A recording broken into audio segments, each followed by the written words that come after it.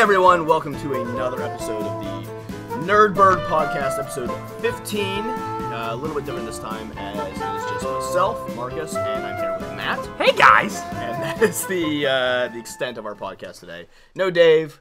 I think Stevie Richards is dead. Yeah. I don't think he's ever coming back. No, Stevie Richards is gone, and he's gone for good. Yeah, I don't think he's ever coming back. So it's just going to be, I think from now on, you, me, and Dave. And Dave occasionally. Mostly Dave. Yeah, mostly Dave. But yeah, we're back. It's been a little bit of time. We've had some personal stuff happen. Dave moved. I moved. You're going to move. Mm-hmm. So a lot of things happened at once. A lot of moving and shaking. I moved apartments. We're in my new apartment now. Matt, your house almost caught on fire. I moved into a motel for like 3 days. I was homeless. But now I'm not anymore, and now I'm going to move into your old place. Yeah, Yay, so... Carson. Yay! Hey, Dave! So, hey, Dave, you got way more attractive. Yeah, so things happened. So that's why we've been on a little bit of break. We tried to record a audio commentary for you guys, and that went poorly. We learned our lesson. Never watch Fantastic Four. Yeah, so we are going to come back with another commentary soon. It will never be that one. No, it's not. You guys will just have to deal with it. Yeah, unfortunately, we watched the entire movie and the recording errored, so that we were pretty angry about that. So that's lost to time. Sorry. We may come back with something better. You might get two sometime, but never one. No. One is gone. One is gone forever. Yeah. So let's get to some news. We've missed a lot in the last couple weeks. Well, do you want to do one of the what you... No, I'm going to do that in the middle of news segments. Both of them? Yeah. Okay. I got to put it I didn't know out. if you wanted to break them I got a schedule. All right. I'll let you stick to your schedule. First of all, let's talk something that we've been following through the entire run is the Suicide Squad movie. Some news actually coming out with that one. There is a new, some casting news on this with officially Killer Croc going to be in the Suicide Squad. Yeah. The actor portraying him is a very good actor. I cannot pronounce his name. It was the guard from Ace Ventura: When Nature Calls. Yes. Actually, the where I know him from is Mr. Echo from Lost, and I think he is actually a really good character on a show that I really did enjoy. I don't know if you didn't get to watch Lost, did you? It was on Netflix the full run. I think it might still be. I got too much other stuff. I don't have time. Oh man, you should make time for Lost. You know how much stuff I have to make time for? Yeah, because you still should gotta watch True Detective and Oz. He was also in Oz, this actor. Yeah. I have to watch everything that ever existed. Yeah. Now you got a lot to watch. Yeah. Yeah, you need to get on that. It's not gonna happen. Not by the time I'm dead. No. You might like Boardwalk Empire, too. I would love Boardwalk Empire. I've seen some of it. It's really good. I like it. Yeah. Anyway. Steve's such a weird face. Killer Croc going to be in the movie. I think this is a... obviously, I think with now the Joker, Harley Quinn, Killer Croc, some of these Batman villains, I think you can start to see that there might be more play than we originally thought of a solo Batman film. That they're establishing. There's way more play now. Yeah. Because you have all these villains, especially some you've never thought you'd see. Croc is not a guy I initially thought we'd ever see on screen. Yeah, that's a big one. Because even for Batman, depending where they go with Batman, is a stretch. Well, I thought Killer Croc for me, I thought was one we would never see. I thought like Killer Croc, Clayface, some of the others. Not because of the special effects or anything like that. When Chris Nolan took over and they went way more realistic, I thought the world just didn't. It wasn't going to fit into the Nolan verse where Bane wasn't Bane. He was a different version of Bane, a lot more realistic Bane. A character like Clayface and Killer Croc really don't play into that as much. You could play Croc way more than you could Clayface. Yeah. Croc, like, in a world where there's circus people who sharpen their teeth down and get scale tattoos and stuff. Yeah. Croc is doable realistically. Yeah. But I don't think that's the way they're definitely not going. They're going to do a full version of Killer Croc. There's a lot of characters that I think you're going to see perhaps in the background that maybe players or may not be. I think because of the structure of the film with this prison that they're going to have, Arkham is going to be a part of it, and then the Argus facility.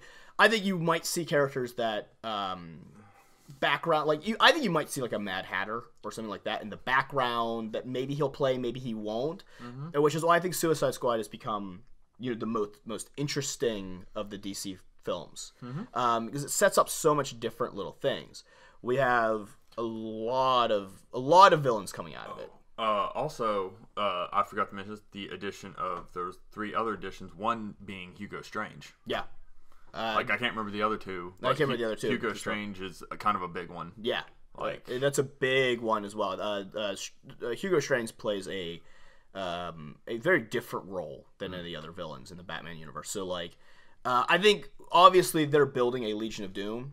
And I think the problem with Legion of Doom is when you build it, you're going to have Lex Luthor, you're going to have Cheetah, you're probably going to have Sinestro or those, but a lot of those other characters, you don't really know their villains too well, so you kind of end up getting a lot more Batman villains because people know those better than any of the other ones. Obviously. I think because of the Batman animated series and how much Batman has gotten played. You watch The Flash now and they're doing a lot of villains that I know and I really like the Rogues, but that don't really have a play in mainstream culture. Yeah. Captain Cold, Weather Wizard, those type of guys. So I think you're going to see a lot more Batman villains as part of the Legion of Doom. You think we'll get a Bizarro Henry Cavill? I would love to see a Bizarro. I really want a Bizarro. Bizarro is always been something I've wanted to see. I think Bizarro is an easy one if you just do it as a kind of CG look on Henry. Yeah. Have him play the role and have the Bizarro do it. I think he would prefer to play a role like that too as well. Yeah. I think it'd be fun for him. And we established Luthor, and he's the one that, makes it all happen. So I would love to see that. There's a lot of characters that I think that DC has never really been able to elevate and explore that I think you really could in these movies. In this day and age where they're looking for any sort of comic book stuff they haven't done yet. Mm-hmm. Oh yeah. I think a Man of Steel 2, with a Bizarro, there's talks of the villain in Dawn of Justice being Doomsday. There's talk of that. I feel like that's pulling the trigger a little bit too quick. I think Doomsday wouldn't be a bad villain that you would need the Justice League for. For them to need to come together to defeat something. That's a villain you definitely need the Justice League for. Yes, considering Doomsday kills Superman. Yes. So the idea from what I read is, and we're a little off topic. We'll get back to Suicide Squad in a second. The idea is that I think we brought this on a podcast once. That the government gets, or Luthor or someone gets Zod's body after he's been killed. And they want to do autopsies and stuff on the body to find a weakness in Superman in case they ever need it. Mm-hmm. And when they do, they accidentally activate some sort of Kryptonian DNA that turns him into Doomsday. Yeah. So Michael Shannon would play Doomsday, basically. Mm-hmm. What it does is it makes the death of Zod even more important, because if he never kills Zod, we never have Doomsday. Yeah. And 2, while Batman and Superman are fighting each other, when Doomsday comes out, it's a reason for everyone to come together and form a Justice League by the end of the film. Uh-huh. They need something like that to bring them all together. Yeah. So that's a concept that has floated around. There's some rumors about that, but I don't think that's official in any sort of way. I don't think anybody knows anything about anything until... What we do kind of have some knowledge on is, let's go back to Suicide Squad, because a lot of that's coming out. Yeah, let's trickle back. As much as Dawn of Justice is being shrouded in mystery, so much more about Suicide Squad coming out. We saw the picture of Jared Leto. The Killing Joke. The Killing Joke homage. He's got the green hair. He's cut his hair. It's all short now.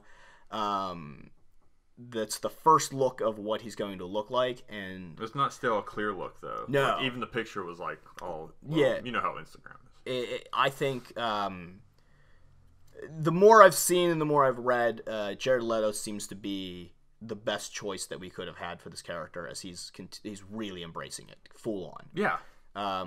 Being that we don't have Heath Ledger, who did an amazing job with the role.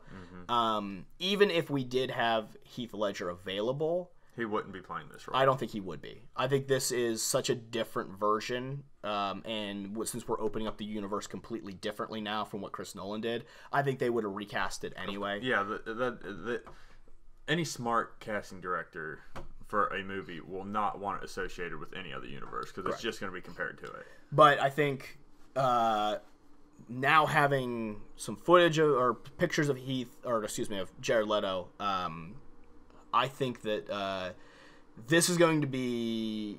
I think he's going to redefine the character. I really do. I think he's good enough to be able to do that. I think he's going to rein it back to the Joker we know from canon with the short hair and like the whole everything he did is not going to be what this Joker is. I think it's going to be completely different. I think you're going to see a much more canon approach. I wouldn't be surprised if it's a little more inspired by Hamill. Yeah. Which, and I'll digress real quickly. I know you don't get to watch it yet. But recently, Mark Hamill on The Flash as the Trickster was impeccable, and it wasn't the Joker. You felt twinges of that same voice and character, but he dialed it down so perfectly, basically like the original Trickster that he did in '94, and it was magnificent. And I really hope that he gets to do that a lot more on the show and a lot more work as that character, because I think I know he is kind of worn out on the Joker, but to do this on a TV show, I think would be a lot different for him. Yeah, it would be a lot different for him. It's a different character. The last one they want to bring up on Suicide Squad, and we bring up the DC show, is that the casting rumor is that Deathstroke will be in the movie. Yeah. That they're not obviously using Manu Bennett, as they continue to not bring their DC TV universe into the films at all. Multiverses. But the rumored casting is of Joe Manganiello, who we have cast for everything. It's fucking perfect. Love it. He is perfect for Deathstroke. Oh, he's so perfect for it. If I can't have him as Batman, I want him as Deathstroke. Yeah. That's awesome. Yeah. Apparently, the talk is he will have both eyes. At the start of the movie. Yeah. It will not be a one-eyed Deathstroke, and it won't be the same mask that you're used to. It'll probably more similar to like the Arkham Origins Deathstroke mask, where it has both eyes in it. So it's not like completely covered in one eye. It'll still have the same look, maybe the ribbons in the back and all of that. You gotta keep some of it canon. It'll be some canon, but you will have both eyes in it, so he will be a two-eyed Deathstroke. Yeah. Whether or not he loses his eye in the film or something like that. Yeah. But it looks like Deathstroke and Joe Manganiello will be a big part of the universe as well. Suicide Squad is become the most interesting film to me because it's a lot of characters that we've never seen before. A lot of people have wanted to see. And at the same time, it's going to set up so much more in such a different way that we're not building the entire universe on heroes. Like where Marvel really built their entire universe on their heroes, and each hero movie got you another villain. We're giving you a villain picture to introduce them into the world, and then they're just out in the world, and we can pull them as we need them. I think it's a very different approach from DC, and I think it's going to be really successful. This is what Sony wanted to do with Sinister Six. Absolutely. But Warner Brothers, even with their hit and miss history, is doing this so much better than Sony ever could have. Yeah, I agree with that. I think the roles that they have, the casting has been. It just continues to be impeccable. They continue to hit it out of the park, and I'm actually getting more excited for Suicide Squad than I am Dawn of Justice. That's what I was about to say. Like this movie, this movie has become my number 2 for 2016. Yeah, behind Deadpool. Yeah, nothing's gonna jump into that. So we'll continue on that one. We'll continue to see some more casting. More filming. Before long, they've got to start. They're gonna start revealing like costume reveals. Yeah. So, but it's. I think it's going to be. I don't want to say it's going to be DC's biggest film because I think Dawn of Justice is bigger. Is gonna fucking. But crush. I think this film could be DC's Guardians of the Galaxy. Oh, I completely agree. Yeah. Where it's going to be a big release. It's going to make a whole lot of money, a lot more than people realize it's going to be, and be one of those films of like. Okay, DC's like the ball's rolling, and then now it's like they're just going to start putting out regular films and making a lot of money. Yeah. I think this could be that kind of film for them. I agree. So, all right, let's move on to one of our newest segments, which is what you watching. So Matt, what have you been watching? Well, Netflix has kind of put me in a conundrum. Okay. Because obviously Daredevil the series was released the other day, and I was super excited for it. I wanted to watch it. Then I started like poking around Netflix, and they also released a bunch of additional seasons of shows I also love. So I've been like, I have to watch all these. Yeah. So currently, the past couple days, I've been binge watching the second season of Legit. Okay. The Jim Jeffries show from FX, which I find really funny. Okay. We love Jim Jeffries. Okay. As a stand-up, and I think the show's really, really fun. The jokes are funny, but one of the reasons I laugh at the show so hard is his facials. Okay. Like the way he says things. I don't know if it's like, I don't know. You have to watch it. But the way he delivers things with his face, just it's funny. Good. And like I really enjoy that show. DJ Qualls, he plays a character with what's his disease? I think it's muscular dystrophy. Yeah. Okay. And it's really funny. Okay.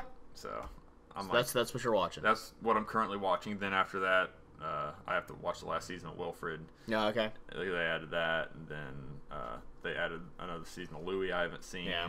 There's so much shit I gotta watch. Yeah, it's a lot. FX does a really good job. They've been putting a lot of good shows out. They've been doing a lot of good stuff. I actually, since they canceled Mulaney, it's officially canceled. I knew it was happening. Yeah. It's canceled. Yeah. But the one show that I've been watching, my girlfriend and I really, really enjoy right now, it is only maybe like 7 or 8 episodes in, is The Last Man on Earth. The Will Forte, Fox. I tried to watch that. I absolutely love it. I didn't get through the first episode because I had to go to bed. And I haven't got back to it yet. Absolutely love the show. It, I think the best part of the show, and I'm obviously not going to give anything away, so I want people to go. It's on Hulu. Go watch it. It's really good. There are so many twists in this show, where we are a good 8 episodes in, and they've been doing a lot of hour-long, so like 2 in a row. So we'll watch them back to back and stuff like that. But like, we still don't know what the show is about. Like, they continue to every single episode turn it on its head and change things and things like that. And the entire concept of like the show revolving just around Will Forte and just him being the last man on Earth continues to twist, and you find new ways. It's really, really good. And Will Forte just shines in the show.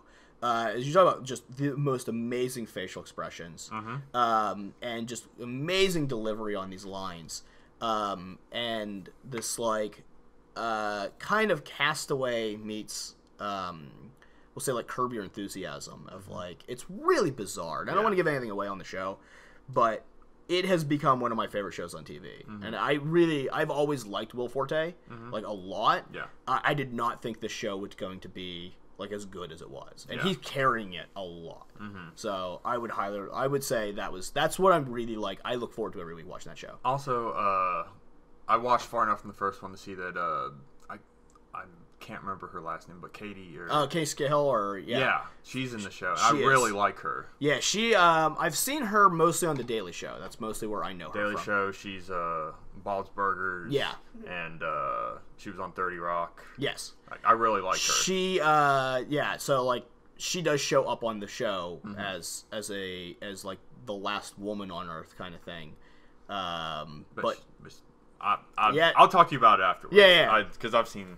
Yeah. There's a lot that like continues to progress with the show. Yeah, and it gets really interesting. So, I'd say that's the show that like every single week I look forward to most is watching that show. I have not gotten into Daredevil yet, but we can talk about now. We'll get there. Let's talk a little bit about Daredevil. Okay. So it got dumped onto Netflix. It did literally just here's everything. Yeah, which is amazing. Like, that's a really crazy way to do it. Say goodbye to your life. Yeah. But I've done this with House of Cards, where they dump it all at once. And I love House of Cards, so, like, I'm a little bit more experienced with this. But Marvel dumped all of Daredevil. Now, let's not get into the show, because you and I really haven't watched We haven't watched any of it. Like, the most I've seen is just, like, the suit reveal and stuff, which it's fine. So, I think the face is a little weird, but whatever. One of the big things that we talked about a lot was New York City, and how it didn't have like the street crime that it normally did throughout all of like the 60s and 70s run of Daredevil. Like, New York has become a lot more of an upscale area. Yeah. Like, Hell's Kitchen really isn't Hell's Kitchen anymore. Like, it's not a bad area. While there's a little bit, it doesn't really need a superhero to, like, come in.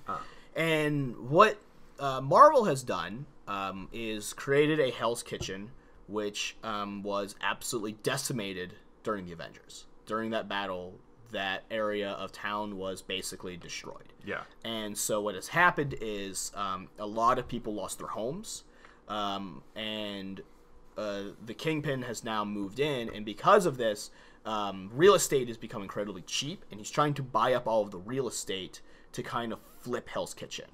But at the same time, still kicking people out on the street. You're seeing a lot of street crime because a lot of people have died, and a lot of people died from the Battle of New York.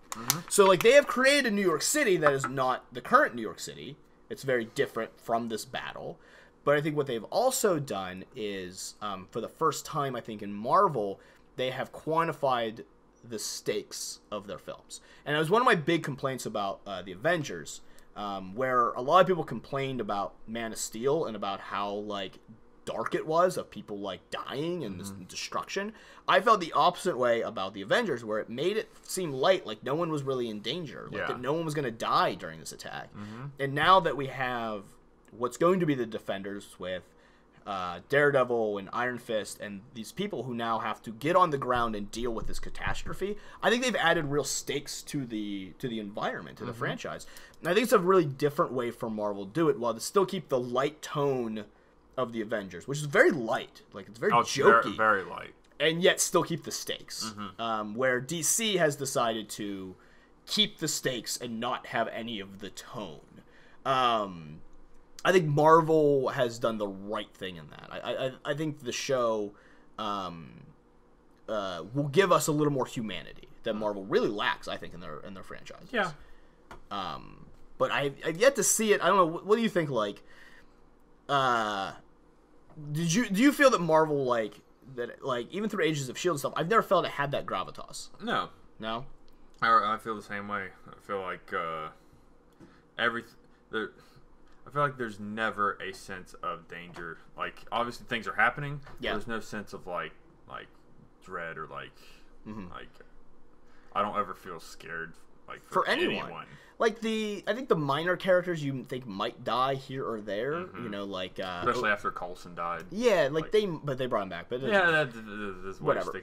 But like guns. You think those characters might die, but you never feel for like, oh my god, the world could end or people are gonna die because of this. Like, I've just never felt that with Marvel. Well, in the cinematic universe, which Ultron looks like it's gonna be a little darker. Yeah, I think that as well. I think I read an interview where DC was like, we take our characters seriously, and I think Marvel has always scoffed at that, but I think they finally got the message as well of like, you can't just have, these movies can't be comedies. Like, there has to be some sort of stakes, and the stakes aren't just Tony Stark might die. At no point, like in Superman, at no point do you ever feel for Superman's life. No. What you fear for is Superman's failure. And that everyone dies because this one man can't save everyone. Yeah. Where in the Avengers, you feel more for Tony Stark's life or Captain America's life or other people's lives. You don't feel for the world. Like, the world never feels in danger to me. I don't know why. I mean, there's what, 7 of them? 8 yeah. 8 of like the most like powerful superheroes in the world, and you think they can't get the job done. Yeah, like they'll be fine. Yeah, they'll be fine. You have a god, and you have like a super soldier and a fucking Hulk. You're okay. You're all right. I think that's what it is. But like, I do like that the Defender series is kind of going to take in a different direction. I think getting on the ground level and seeing like the actual what happened to people. Makes those gives them a little more context, which I think Marvel has lacked context a lot. But this has become, I guess, like not just Marvel versus DC, but styles, because they've both chosen different styles.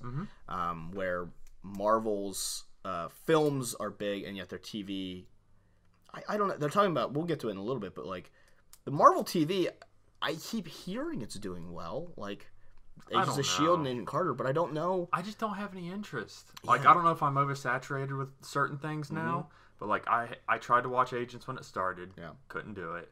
They say it's gotten better, and it may have. I just don't want to catch up. I know. And Agent Carter, I just don't have any interest in. Yeah, I know. A woman in the 30s, I don't want to watch her. Like, what's going on? I know. Nothing. A lot of jazz. Yeah. Still waiting on Cap for that date. Really is. He's like capsicle at this point. Yeah. So I think Daredevil's been the most interesting change for Marvel for me. It's been the thing that's brought me like, oh, okay, we're actually gonna like. I think there's an interest in it that's not just like, oh yeah, there's gonna be a big budget movie that I get to watch. Yeah. I get to see some crazy things happening. Daredevil, I think, has been the most interesting that I've seen Marvel do. But we still have, I think, 3 more Netflix shows to drop? Yeah, we've got Iron Fist, Jessica Jones, and Luke Cage. So we still got 3 more of those to drop. So there's a lot more coming. Before we get to another one. I don't know if they're going to do that as Defenders as a series or like a movie. I think it's probably going to be like a Netflix movie. I would think. And then, I mean, there is a lot of talk that both Guardians of the Galaxy and the Defenders will show up in the final Avengers film. That wraps it, like, everything kind of together. They wrap everything together. What do they do from there? I don't know. Where do you I don't know what Phase 4 is for Marvel. Like, if you're going to wrap all of that into one movie, that's your big blow-off. Where do you go from that's great, because they'll make $1 billion. That's fine. But what do we do after that? Yeah. That's the thing I don't... Like, I assume Marvel has a big plan for... I don't know if they just reset everything, or if we do a new Iron Man that's not Tony Stark, and the Winter Soldier as Captain America, Bucky comes back as Captain America, or the Falcon as Captain America, and female Thor, and we recast them and do like that version. I don't know what Marvel's plan is in Phase 4. Yeah. But from what I'm seeing is, I know Guardians of the Galaxy is supposed to show up in an Avengers. Yeah. It'll be 3, obviously. Yeah. And there is talk of pulling all the Defenders into and pulling everyone into one big final showdown. But it's... Where do you go from there? What's your future? Yeah. I don't know what... And to be fair, I don't know what DC's is after Justice League 1 and like their final Justice League movies. But I think DC can move it around a little more. I think the issue Marvel has is like... Well, Marvel's been great if they've just had one continuous continuity through the entire thing. They just changed that, obviously. Yeah. They've had, like, one continuous continuity of, like, it's always been Peter Parker. Like, it's always been X. It's always been Y. Like, if we do a Justice League thing with The Flash and then we're done with it and Barry Allen's done, we can do a Wally West. We can recast it as a new Flash. We can recast the Green Lantern as a different Green Lantern. If it's Guy Gardner or John Stewart or Kyle Rayner or any of those. We can always do the Battle of the Cow thing and make like Dick Grayson Batman. You have that a little bit if you want to do that. Now Superman is always Superman and always be Superman. There's no getting around that. No, that is it. But they can do. If they do it right with Teen Titans, they can have those guys take over. There's a lot of stuff DC can do in that, where Marvel was a little more like, it's a little tougher, because like you've had guys fill in for Cap, but Captain America is always Steve Rogers, and the same way that like Batman, Aquaman, Wonder Woman, and Superman have always been kind of the stalwarts of them, always been them. But I think DC has a little bit of way to maneuver around that if they need to. Yeah. It's going to be interesting once this all blows off. I think so. It also could be just the end of people being sick of seeing superhero movies. Or not. I feel like by the time we get to Infinity Wars, people are going to be burned the fuck out. Yeah. Because even now, I'm a comic book fan, and I'm getting burned out. This TV stuff is getting ridiculous. Not everything needs a television show. True. I get superheroes that you want to make money. But not everything needs to be not everything needs to be a TV show. I agree. And I'm sick of seeing it. Unfortunately, we lost some of the good TV shows because I haven't seen the official report, but I don't know if Constantine's coming back, which was bad because I like Constantine. I didn't get to see it, but it's on Hulu. You'll watch it. All right, let's get to one more segment and then we'll get to some TV, which is what you playing, our video game section. Yeah. So Matt, have you been playing anything? I have. Before the fire, yes, I was playing a decent amount. I was playing Tomb Raider for a while. Yeah. And then I got hooked on WWE 2K15 for a long stretch. I played that. Then we played Lego Marvel a little bit together. And then just the other night, I played a long stretch of Injustice. Oh, really? Yeah, like I've seen people play it, but I've never played it on my own. Yeah. And I got through a long stretch of the story. It's fine. Yeah. Like, I've played it, so it's nothing new to me. I just wanted to play it. Is it the PS3 version or PS4 version? PS4 version. Okay. So I just wanted to experience on my own. Yeah. And it's the collector's edition with all the, like, Lobo and stuff. Cool. And, but what I'm really excited for is this week, Mortal Kombat comes out. Yeah. Mortal Kombat comes out on Tuesday. Yeah. And I've already got it reserved. Oh, really? I wanted to get Goro out of the reservation. So I'll be playing that. All right. For a long stretch of time. Okay. I need to go back and finish like Tomb Raider. Yeah, you gotta finish it. There's there's some new stuff that comes in and takes your attention. Yeah. Yeah. But yeah, I've been playing a lot. Okay, good. Up until recently. I've been still in the mobile gaming, still playing Boom Beach. Still absolutely love it. Family Guy game, Quest for Stuff, came back into my life again this month with the Star Trek stuff. Okay. They have like a Star Trek event, so I've been playing a lot of that. Yeah. Trying to get Vulcan Quagmire right now. So that's been part of it. But on the PS4 front, I think I told you about it last time we tried to do a commentary. PS4 launched their Spotify app. Which is awesome. Yeah. I showed that to her and she liked it. I absolutely I love the Spotify app for PS4. They did launch it for PS3 as well, so if you have a PS3, you can get it as well. It marks the death of Music Unlimited, PlayStation, Sony's failed music streaming service. So great. So with that, the thing with the best thing about the Spotify app is you can actually play it while you're playing games. Yeah. So certain games, like obviously like Tomb Raider, you kind of want the soundtrack of the game. Yeah. So it's not really good. But I've been playing a lot of MLB The Show. I just came out this week. Baseball season has started. I absolutely love everything baseball. So being able to play that game and play music while I'm playing that game has been awesome. It's a really cool experience that you can listen to your own music while you play a game. You can turn the soundtrack down. It's really built for games. If you like sporting games, like I've been playing a decent amount of Madden recently as well because of it. So I'm playing Madden and that and baseball. But like WWE 2K, it's built for a game like that. Yeah. Just to listen to your own music while you play. You don't have to really concentrate on anything. It's built for a lot of things like group gaming, where you don't need to hear the soundtrack or the sound effects, and you can just play music and play with people and stuff like that. So if you do play, multiplayer and stuff like that, it is really built for that as well. I think it's been the best thing Sony has done with their system so far. It's really cool. I played a long stretch of the 2K15, story mode with your create a guy. Yeah. Where nobody talks in that. It's just all text. You're reading. Yeah. So I don't have to listen to anybody talk. Yeah. So it's perfect for that. It's really good, and I think the one thing Sony, I think, realizes what they've done with it is I think people play a lot longer, like, when you have music playing. Because I would play stretches of, like, Madden or baseball, like, before this. I would play, like, I can only get maybe 30 or 45 minutes in now. Like, I just got things to do. Like, I have a life. Yeah. It's harder. Stuff you got to get around to. And I have, like, a crap load of TV to watch and things like that. Like, there's just stuff to do. But, like, because of the music app, I find myself playing for, like, an hour and a half, 2 hours. Like, I find myself playing more and longer. Yeah. And using the system, which I think is what Sony wants you. They want you on the system as much as possible. They want you on there, yeah.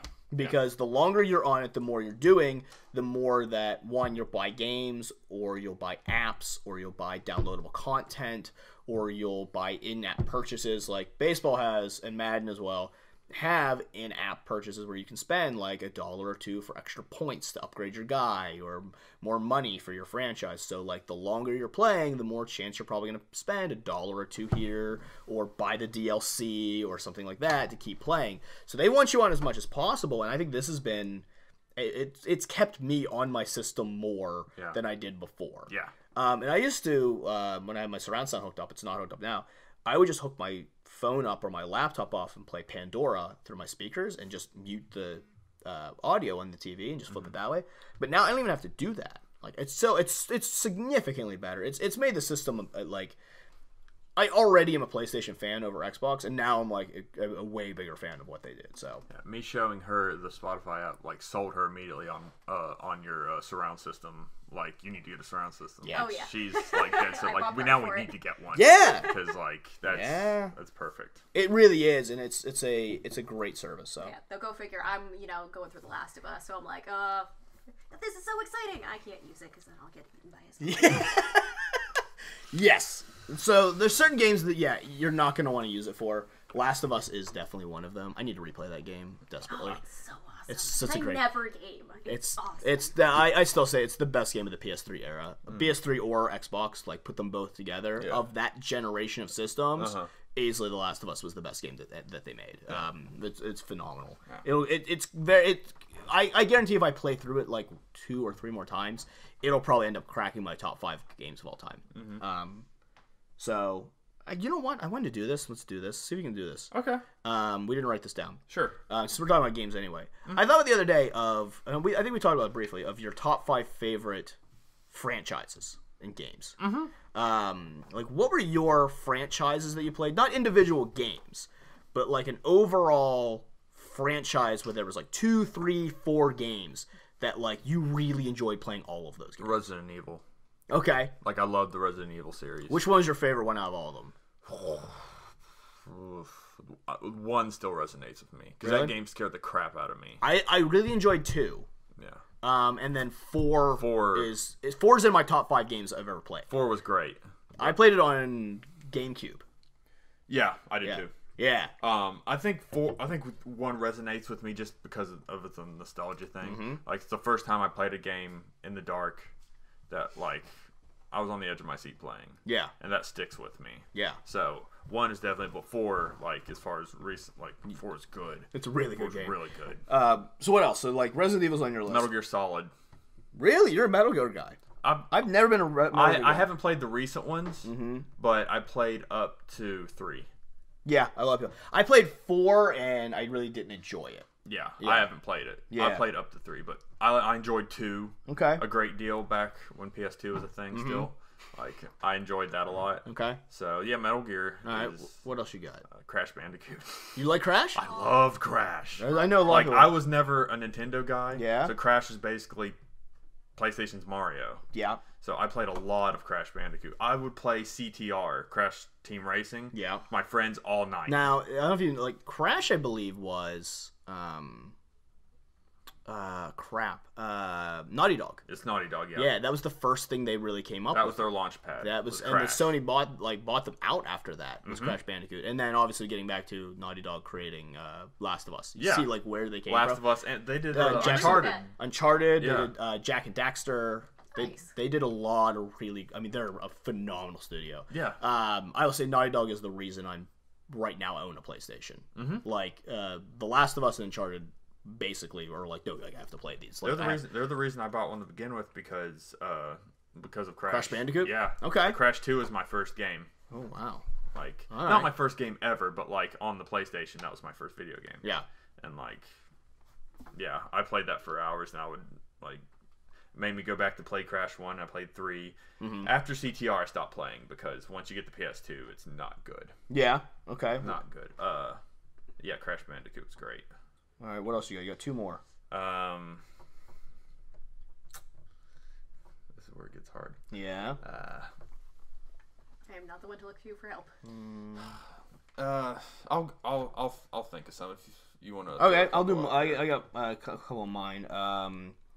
First one for me has always been Zelda. Zelda franchise for me has been just a favorite of mine.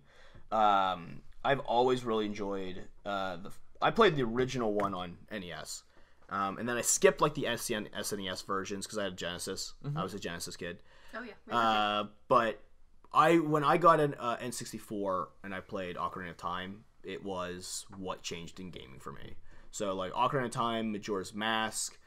Twilight Princess. I did play Wind Waker. I'm not a Wind Waker guy, but I did play it. Yeah. And then Skyward Sword recently as well. Like Zelda for me is I was such a strict Nintendo guy for a long time. N64, I had a GameCube, I had a Wii, all of that, and then when Wii U was coming out, I was like, you know what, I'm not going to get a Wii U. And I sat there really thinking about going, like, when they put the Zelda game out, you're going to want to buy one. Like, this is how bad it is. Like, it's the one franchise that I would buy an entire system just to play that franchise. And we end up getting one anyway. My girlfriend bought it just because she wanted it. So we have one, so when it comes out, I will play it. But the N64 versions, Majora's Mask and Ocarina of Time, are exactly the type of game I like to play. There's action, I get to fight things, but there's a lot of puzzle solving and a lot of like exploring that I really, really enjoyed. The other one I'm going to throw on there is Mass Effect. I played all 3 Mass Effect, and I loved every single second of them. Yeah. I originally, like, when I first heard of Mass Effect and I saw people playing it, I thought it was the stupidest thing I ever saw in my life. And I was like, this is dumb. Yeah. Like, I'm like, this is so dumb. And then I was in a phase where there wasn't a lot of games coming out, so I was like, I'll just rent something different, and I got Mass Effect 3. I didn't even get 2 or 1. And I played through 3 and loved it so much that I went back and got the other games. And I've played through each game probably 3 times each. Like, I played a lot of the series. Really, really, really good. I don't know why I loved it so much. But again, it's third-person action. There's some puzzle solving. There's a lot of, like, RPG elements that I really liked. 1 was way more RPG. But, like, the coolest part of the game to me, and I bring this up all the time, and a lot of Mass Effect fans know this, that you play through the first game and there's like decisions you have to make in that first game. So there's like a decision of, will this character live or die? Will you choose the good path or the bad path in here? And then when you get to the second game, you import that character in. So he has all the characteristics, but all of the decisions he made in that first game affect the second game.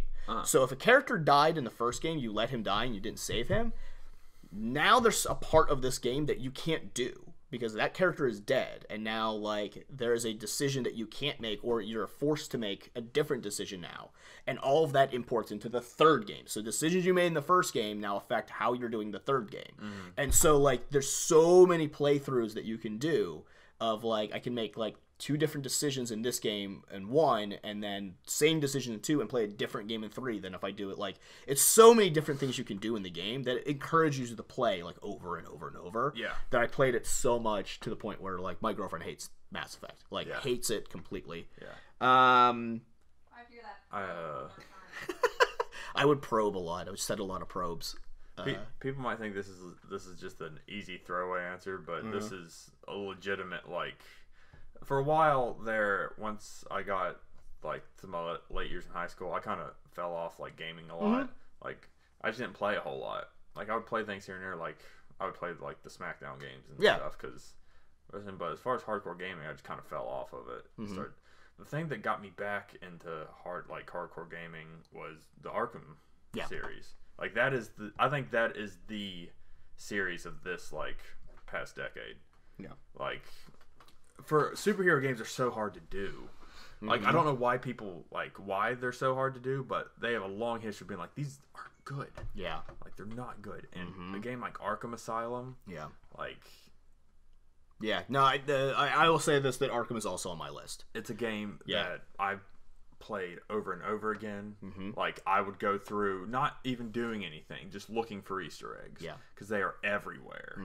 And then you get the city where it's broader and there's more to do throughout the entire thing. Like, and Batman's my DC character. Yeah.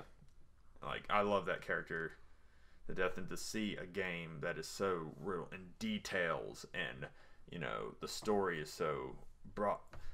I could just play those games for hours and never get sick of it. Yeah, Arkham is on my list as well. I even include Origins in it. It's not a bad game. It's not breaking the mold of what the other two did, but it's a good game. It's a good game, and actually, like, the thing about Origins that I don't think people realize as well, because I went back and replayed Asylum, just replayed it, and you realize that through City, and then when you get to Origins, how much little things they changed on, like, the free flow combat that makes it a lot more easier, and the gameplay is a lot more smooth. Yeah. In that type of game where you really don't think it is, but it really is. They made a lot of little changes, and while there were some game breaks and some issues with it and stuff like that, in the end, as we've had argument on this podcast before, to me, the game is, while it has its issues, it's still better than a lot of games. Oh, yeah. Like, even with its, like, Arkham Asylum was like a 9, Arkham City is like a 9.5, while Arkham Origins is like a 7. It's still a 7. Still a like, it's solid still 7. a really good game when you get into it, so. The thing I loved the most about Origins, just to add on to that, was the police radio. Yeah. Where you can just go and, like, it's a small thing, but it keeps you busy. Like, it gives you something else to do in the game aside from, I have to go do this, I have to go do this. Like, oh, here's a little thing I can do and keeps me invested. Yeah, and play off that a little bit. The one thing I loved about it, especially City, and the reason I really enjoyed it was I really love open world gaming. It's one of my favorites. So I am throwing Grand Theft Auto on my franchise list. Yeah. I got into Grand Theft Auto at 3. 1 and 2 don't count as like the series, pretty much. Like they are, but they're not. Yeah. I got in at 3, and then I played 3 a little bit, and then I moved in with friends in college, and they had Vice City, and Vice City was like all day, every day was Vice City. And then when San Andreas came out, that was my life. That's the last one I played. Was San Andreas was amazing. I played. That was good. It's amazing. And then 4 wasn't bad. It wasn't great, but it wasn't bad. A lot of people liked it. A lot of people didn't. I wasn't a big fan of 4. 5 was freaking amazing. 5 was unbelievably good. I haven't got, like, Grand Theft Auto is such a commitment. Yes. Like, you have to devote. Yes. I have to wait for a slow period in gaming before I jump on 5. Otherwise, I'm just gonna, like. 5 was such a great game. And the entire series, to me, redefined gaming. And I'll put it as a honorable mention because it's not on my list because I think it falls in with Grand Theft Auto, is Saints Row. I absolutely love Saints Row. Yeah. I love the entire franchise and what they do. It's very much just a Grand Theft Auto clone in its way. But because of Grand Theft Auto, I get games like Saints Row, True Crime.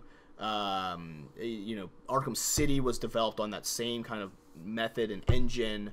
The Spider-Man, Web of Shadows, that open world that they put in. There's so many little open world things that were born out of that franchise, and so many games like Infamous is another game. I love Infamous 2. I love Second Son.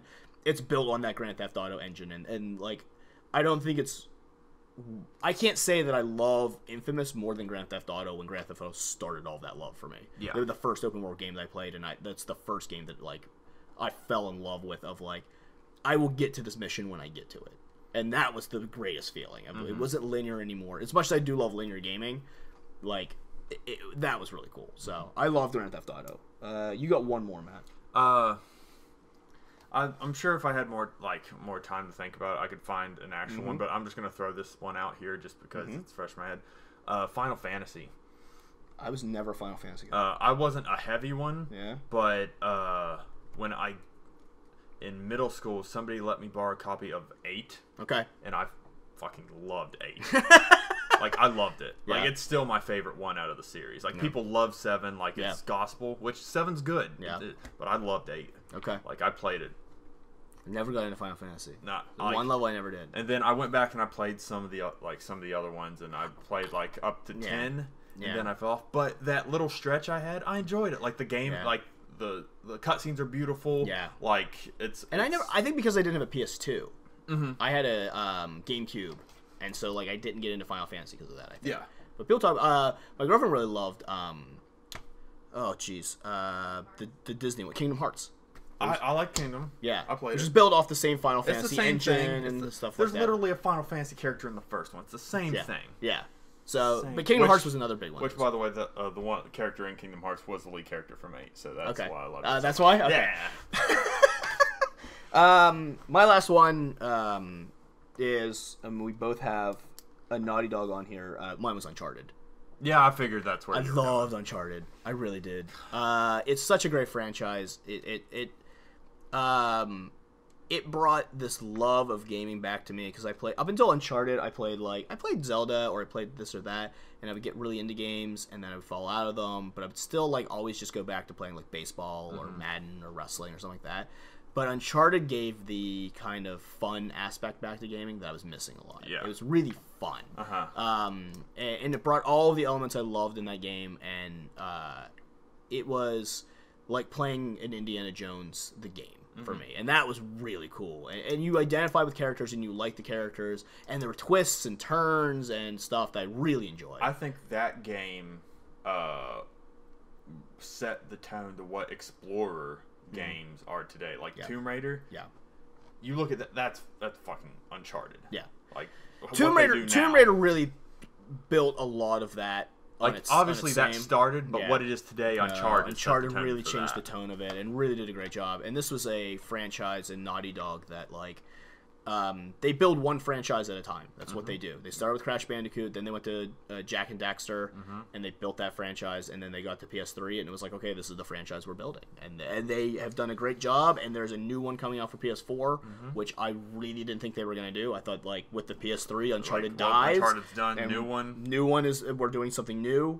But and they've done such a great job at putting together a game that at every level you enjoy it. You look for things, and there's little minor things, and Naughty Dog does such a great and the lead artist on it, I'll put him over as well, Nate Wells, who did The Last of Us and Uncharted, just so good at the artwork and the legwork to make everything look as crisp as they do. All of those games are beautiful games. So honorable mention for me real quick. I thought about God of War. That's God of War 1 is on my list. Is my top 5 favorite games I ever played. The sequels were fun, but kind of disappointing because they were short. 2 was okay. 3 was a little eh. 3 disappointed me just with the length of it. Yeah. Because I was expecting so much more. It was still fun to play, whatever. Like, it was beautiful. I don't know a game quite like 1, though. No. That game was so well put together and so well told. Yeah. And a phenomenal game. But yeah, God of War would go on the list as well. Like that's an honorable mention for me too. I love that franchise. I did too. If you have to pick one, what is your number one? Arkham. Easily. That's your number one? Arkham is easily my number one. I'd probably have to go with Zelda. Yeah. Just as a nostalgia. Arkham is number one for me just because like it's Batman. Yeah. And to do it so well. Yeah. Especially after such the bad Batman games we got for so long. Like I quit playing Batman games. Adventures of Batman and Robin on Sega is so hard, but it's good. It's so hard to do by yourself. Play it with 2 people. Yeah. Yeah. All right, let's finish up with some quick TV talk. We got a lot of spin-offs coming up. Spinoff Central. Spinoffs are the new sequels. This just goes back to the oversaturation thing, man. I can't handle it. Spinoffs are now officially the new sequels. We got obviously it's been doing really, really well in the ratings, but Better Call Saul has spun off. That's different. That's not comic book stuff. No, but that's spun off. Walking Dead apparently is getting a spin-off. Yep. DC has announced, CW has announced the spin-off of Arrow and Flash, and Marvel's announced, or haven't announced, but it's rumored of a spin-off for S.H.I.E.L.D. and Agent Carter. It just makes my fucking head spin. Like, I get nauseous thinking about it. Like, there's too many. There's a lot, like, spin-offs have become the new sequel. How do you expect us to watch all of this? You know, we're having a situation where we're close to probably an 8th Fast and Furious movie. It's happening. Yeah. They made a shit ton of money. They're getting another one. So, but I think in TV, it's become the spin-off. The spin-off is the new sequel on television. So, it looks like DC's is probably going to be an Atom TV show. They're not as saying it is, but there's a lot of characters that are crossing over. I know Brendan Routh is going to be on the show. Dr. Stein, the one half of Firestorm, is going to be on the show. Captain Cold is going to be on the show. So Wentworth Miller is signed on for it. This is a side character show. It's a lot of side characters. Yeah. I absolutely love what Brandon Routh has done as the Atom. I don't know if you got to watch it. Last I got to see was him first coming in, and then it's awesome. Then I felt I know it is. It's awesome. I'm so behind. I can't. You haven't got any of the Flash stuff with Captain Cold. I only saw the pilot. Oh, I'll get it when it's on Netflix. Captain Cold has been so good because Hulu's a dick and takes the episodes off. Okay. So Marvel's doing their spinoff. We don't know what it's about, but it's probably gonna be more side characters and things like that. So here's the question: that we're going to talk about because it's more overarching than let's not get into each individual spinoff and whether they're going to succeed or fail because we don't know. Yeah. But you're a little taken aback from it. I'm actually excited for some of them. Is this a better strategy for TV than trying to develop new shows? Because we've seen a lot of shows that we've tried to develop that have failed. It's a hard process getting a pilot and a new process. So while DC's, say, putting together a new Teen Titans show or things like that, is it a better strategy for studios to just continue to spin off because you know these characters are successful? Or is it, is it going to get a point where, CW is just DC programming because of it? At this point, I don't know. It's too much. You think it's too much? Way too much. Not everything needs a TV show. Yeah. Like, you're gonna kill, like, as much as you thought that the movies were gonna get old eventually, you're really gonna kill it with this TV thing. Do you think, because there's a lot of news, and we didn't get into it, and we talked about getting into it, we didn't, but that the Ghostbusters are going to do their own TV show. What? I didn't know this. Yeah. I knew they were going to do a male movie as well as a female movie. They're talking about Sony's talking about making a universe. Fuck off! Stop it! Sony's talking about doing a Ghostbusters universe, where there's ghosts exist in this universe, and there's all sorts of different Ghostbusters. That's... And there was talking about doing a TV show. Don't do it! They're talking about another animated show, possibly. I'll do that.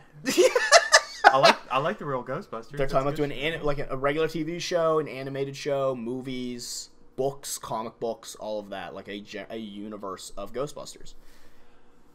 Not everything needs a TV show. You don't think everything needs a TV show? That's what makes going to the movie so exciting, because we have to go to witness this. Mm-hmm. You give it away in every twist and turn, people are going to lose as much interest in it. Possibly. Like, I don't think I've lost... It's not an avenue you need to go down with everything. I don't think I've lost any interest in, say, The Flash, because I have the TV show. I would like to see the movie the same way. Well, The Flash is a character in this much bigger universe. Mm-hmm. Ghostbusters is its own thing. Okay. You release a Ghostbusters movie, that's the only avenue I can get my Ghostbusters in. I have to go to the movies to see Ghostbusters. If there's Ghostbusters on TV... Yeah, but you're going to get different Ghostbusters. I don't want different Ghostbusters. Like, I barely... You can't see Chris Pratt, the Ghostbuster, unless you go to the movie. Yeah. That's the only Ghostbuster I want to see. I want to see Chris Pratt in everything. Like, you get Channing Tatum, the Ghostbuster, in the movie. You get Kristen Wiig, the Ghostbuster in the movie. Who the fuck are you going to get for TV Ghostbusters that I want to watch? Maybe John Cryer? I'm kidding. What? I don't know. He needs work. 2.5 Men is ending. If Ashton Kutcher was a TV Ghostbuster... I'm not watching that. You're not watching Ashton Kutcher as a TV Ghostbuster? Fuck no. Who else needs TV work? If Tom Selleck... If you just make New Girl Ghostbusters, I'll watch that. What if Tom Selleck wants to be a Ghostbuster? No. No? But then why don't you just put Aykroyd in a fucking suit? They're the same age. I would watch Tom Selleck as a Ghostbuster. I wouldn't. That's not. No.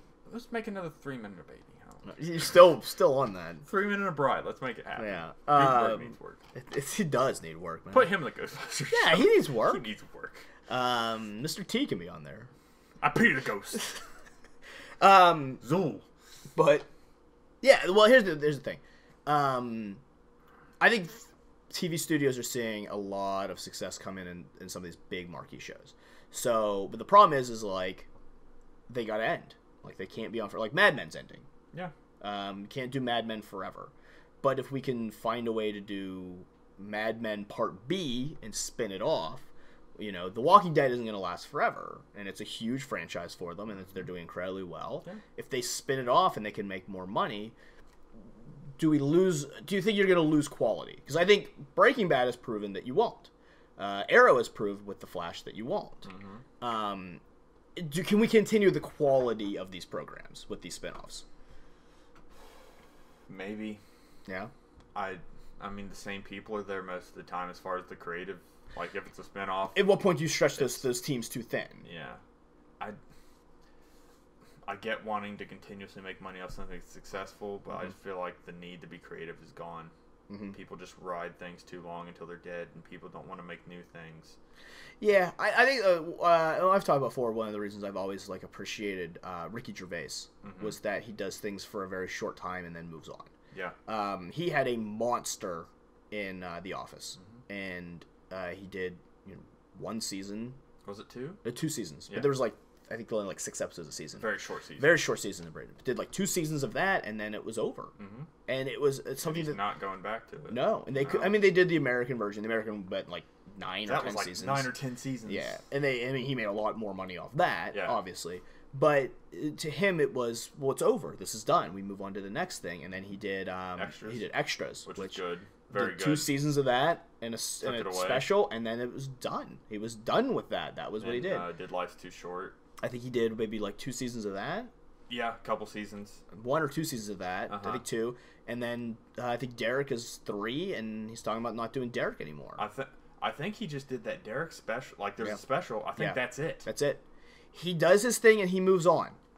I move on to a new project, and I think Idiot Abroad, they did 3 seasons as well of but that's more of a documentary show. That's different. But his creative work, I've always kind of had a respect for that. Of I'm not going to do 1,000 episodes of this show, no matter even if I could milk it forever. I just don't want to. Yeah. I kind of like that strategy, and that's a very British thing, other than Doctor Who, which has been around for I believe since the Stone Age. Oh yeah.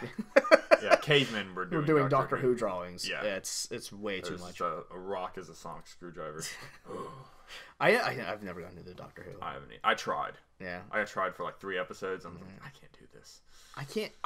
My big issue, and I think you and I have the same issue, is I don't like coming in the middle of things, and there's no way to not come into the middle of Doctor Who. Yeah. Because it's been on for 60 years. There's no way coming in the middle, and there's no way you're catching up. Yeah. There's no fucking way. Yeah. Because there's the old series, and then there's the new series. Yeah. Not happening. All right, well, let's move on. Let's wrap it all up with our recommendations and get moving, because we've been talking for a while. Yeah, we have. We're a little over an hour, so. Yeah. All right. What's your recommendation for, I won't say the week. What's your recommendation for the episode? For this month. Yeah. I haven't started playing it yet. I left this out of my gaming thing because I wanted to do my recommendation on it. Yeah. I haven't played the second one yet, but I'm just gonna recommend this right away. Yeah. Off the first one because I don't need to play it to tell you it's awesome. Okay. Is the Tall Tale Walking Dead series. Okay. It's really good. Okay. The first one was great. Yeah. The thing that makes these games so great is you get to choose where you go. Okay. Every point of the game, every turn you make is your own decision, and they give you places to go. That game made me cry. That game made me angry. Yeah. That game grabs you, okay. and you get invested for each section ranges from 45 minutes to 3 hours. Okay, cool. It's not set a certain time for each one, but the story is awesome. Cool. And it gets you invested deep into it. There was 5 episodes of the first one. I think there's they released it. I think they released this one as just a game. Okay. This one is 5 episodes just in a game. I can't wait to play it. Yeah. I wanted to wait and get an invested amount of time. Yeah. Because I know Mortal Kombat's coming out, and I want to try to at least get into that first. But this one, once I jump in, You're good. Gone for those 5 episodes. It's, nice. It's based around a little girl named Clementine. Okay. In the first one, I'm very unfamiliar with the series, so. Yeah. Well, this isn't canon. Okay. This is its own thing set in that universe. So they're completely different characters. Everything has a universe now. Except there are a couple that pop in the Glenn was in the first one just randomly. So there are little hints in there, but like it's its own little thing.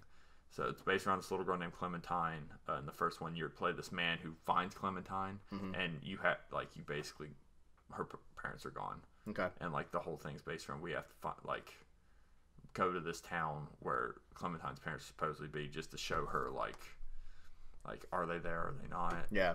Like it's really compelling. Like it's a new style of gaming. Cool. That Tall Tale has really made their name out of because they're doing Game of Thrones too. Yeah, I heard that they were doing that.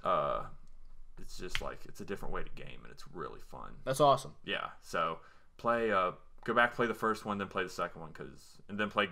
I haven't played it yet, but play Game of Thrones too because I'm sure it'll be great. I gotta check that one out because I do love Game of Thrones. It's one of my big passions. Especially since you've seen the show. I still watch the show and I've read the books. You'll love the game. Yeah, I can tell you now. I'm pretty huge into Game of Thrones. Mine is I don't think I've ever done this one on the show.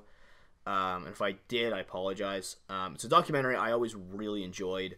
It's on Netflix right now. It's called Bigger, Stronger, Faster. I don't know if you ever got to watch that one. I'll watch it, yeah. It's a really, really good documentary about steroid use. And it has probably the most rational view on steroid use I've ever seen in my life.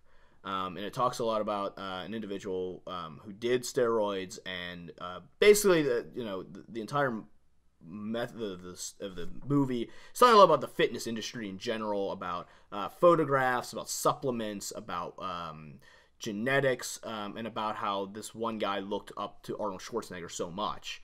And how it was an unrealistic thing for him to do that and stuff like that. It's a really, really good look at the fitness industry, which is a huge, huge conglomerate industry that is selling you a lot of things, and they're selling you a lot of lies.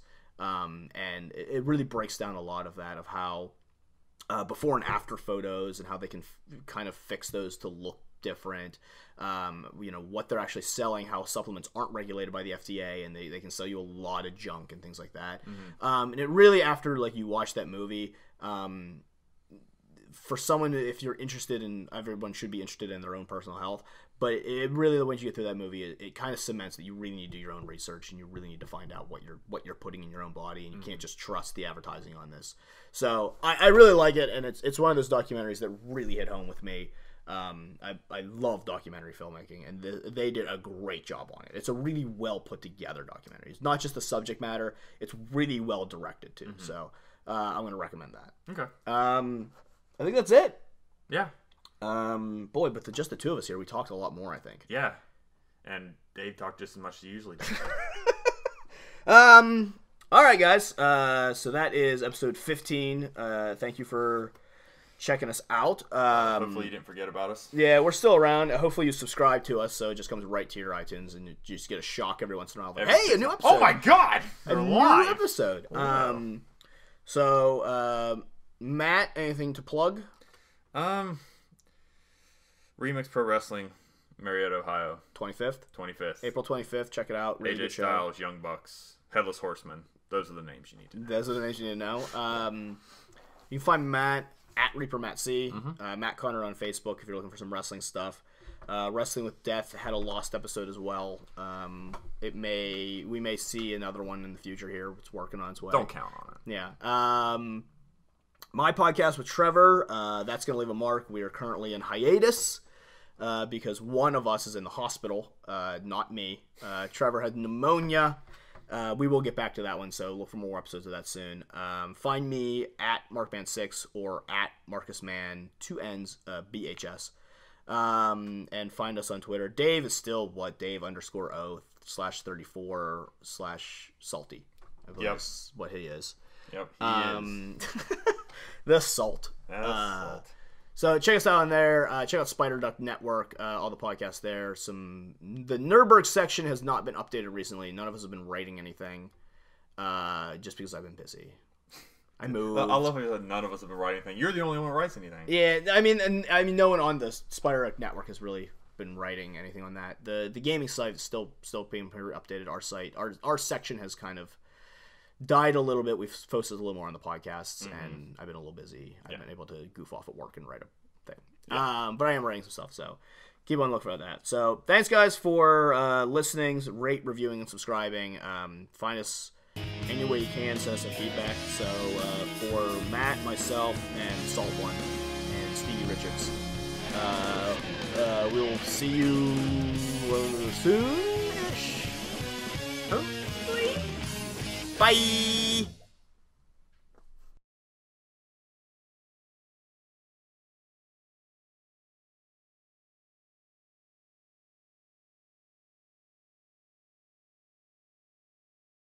I don't know if I have one.